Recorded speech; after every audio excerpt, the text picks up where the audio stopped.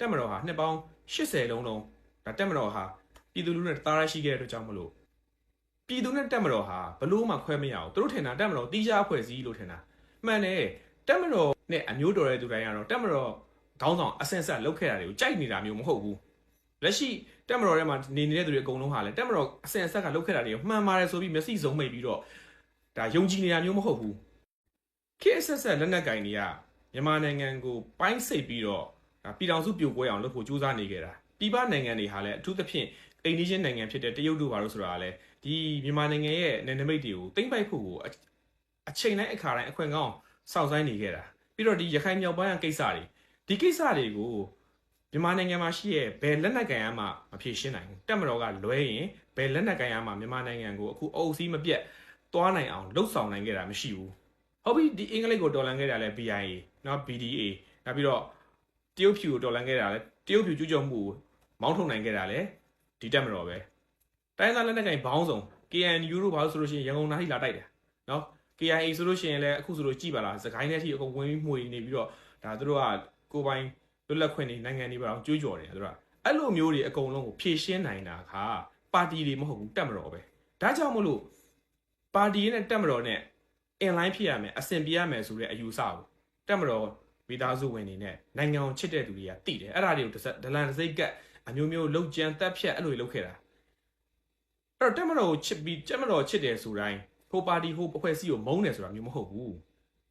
အမျိုးသားရေးသမားတွေကအမျိုးသားရေးသမားတွေကိုဗာစိတ်ကက်လဲဆိုလို့ရှိရင်ဒါဟိုဘောမာတယ်တို့နော်အမျိုးသားရေးသမားတွေအကုန်လုံးအစွန်းရောက်တယ်ဆိုတဲ့စိတ်တွေတက်ခံရတယ်တကယ်အကျရင်အမျိုးသားရေးသမားတွေဆိုတာကပါတီမဟုတ်ဘူးအမျိုးသားရေးသမားတွေကလည်းတက်မတော်နဲ့အချိန်တိုင်းအဆင်ပြေခဲ့တာမျိုးမဟုတ်ဘူးအမျိုးသားရေးသမားတွေဆိုတာကမြန်မာနိုင်ငံရဲ့ဒီအမျိုးဘာသာသာသနာတော်ကိုကူညီတဲ့အဖွဲ့အစည်းကိုထောက်ခံမယ်အဲ့အမျိုးဘာသာသာသနာကိုထိခိုက်အောင်ပျက်စီးအောင်လုပ်တဲ့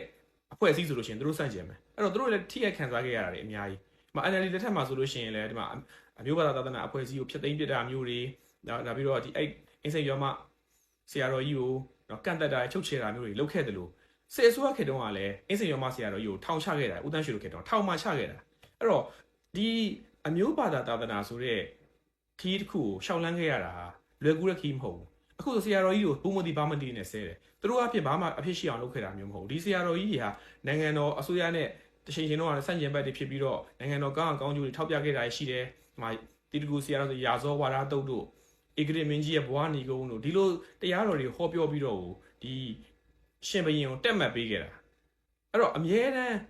ဟိုဒီတန်ခါအဖွဲ့အစည်းတွေဟာ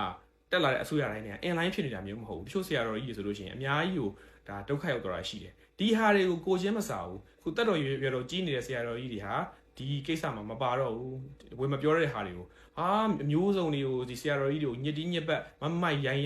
နောက်ဆုံးဒီမျိုးရံအောင်သိဆိုလို့ရှိရင်အသက်အန္တရာယ်ပါချင်းချောက်တဲ့စကားတွေပါပြောခဲ့တယ်ဆိုတော့ဒီလိုမျိုးအယုံမှာအောက်တန်းကြတဲ့အတွက်ကြောင့်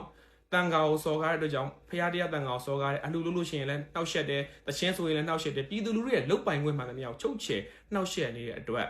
နောက်ဆုံးသူတို့ပဲကောင်းစားကြီးပွားသွားတဲ့အတွက်ကြောင့်မို့လို့ပြည်သူလူထုကနောက်ဆုံးသူတို့စိတ်ပြက်ပြီးကြောက်ခိုင်းသွားတာ